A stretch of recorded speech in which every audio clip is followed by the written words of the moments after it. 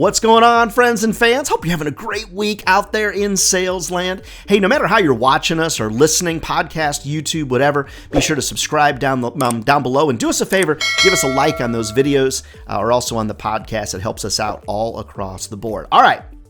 Next listener question comes in for Bridget up in Vermont. Hey, Bridget in Vermont. Beautiful. Love every time I have a chance to visit Vermont. Hey, Ryan, I just feel like my customers are completely zoomed out. I'm trying various different angles to get them on virtual sales calls, and it's just not working. Any help is appreciated. So, Bridget, you are dealing with a very common problem that I myself find myself getting into on a regular basis. And so there's 2 or 3 things that I've started doing. Number one is, as much as I prefer to be on Zoom or GoToMeeting or whatever so that I can share my screen, I'm just noticing that people are just fatigued. So I'm going back to the good old-fashioned conference call, getting somebody on the phone. And what's interesting, even the youngest buyers, I'm noticing that they really like it. Maybe it's because they don't have to do their hair or get dressed for the Zoom call or, whatever the circumstance is.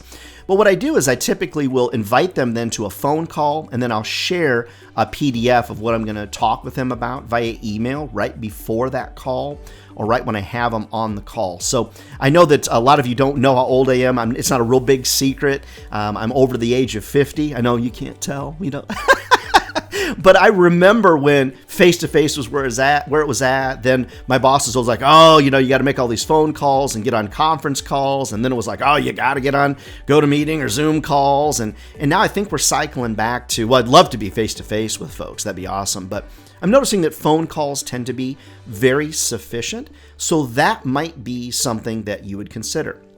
First.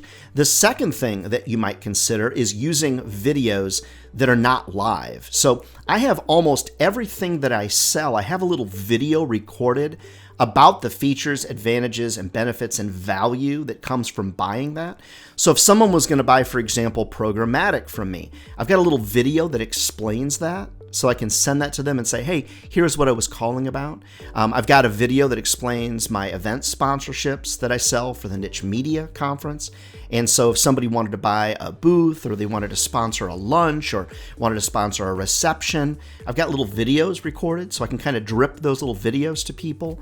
And that is dumb. It's as crazy as it sounds. I was going to say as dumb as that sounds. As crazy as it sounds, that really tends to work. Like, I feel like people don't want to commit to a call, but they'll watch little videos that I'll create. So I even have a video, an email that will say, hey, Bob, here's the reason that I was calling. I recorded you this short video, and boom, I'll see them click on it. So you could use Loom, Loom, or you could use Vidyard, or Soapbox. There's all kinds of different screen capture tools and recording tools that you could potentially use. And then the third thing on this, Bridget, that I've made note of is that I really feel like you could say no camera required. So if you're doing a Zoom call with somebody, you could, in the invite, or when you're asking them, hey, we could do a Zoom call, no cameras required, just need to share my screen, you could do something like that. I think a lot of times people don't want to grant us a Zoom calls because they don't want to get up and get ready for the call and things like that. And that's okay. I don't wake up every morning looking like this, right? You got to put on the shirt, put the gel in the hair, or whatever the circumstance is. So just look for those other alternatives. But something that we just really don't talk enough about, Bridget, is the fact that it's really great to try to be face-to-face with people. That's why attending trade shows, attending industry events, getting in market with customers, taking them to coffee, that kind of thing. Getting in market with customers is the way that you build relationships, and it's the way games really are changed. But I don't want to be an old sales dog here. I know that that's harder and harder these days. So just kind of give that a little bit of consideration. So Bridget, I hope that information is helpful to you. Get out there and sell something and make us all proud. Never forget, friends, if sales was easy, everybody be doing it. And they're not. We're not crazy. I used to say that. We're crazy. We're not crazy. This is a great career. Friends, it will feed your family for a lifetime. You just need to pay attention and just maybe need to tweak and change your game just a little bit.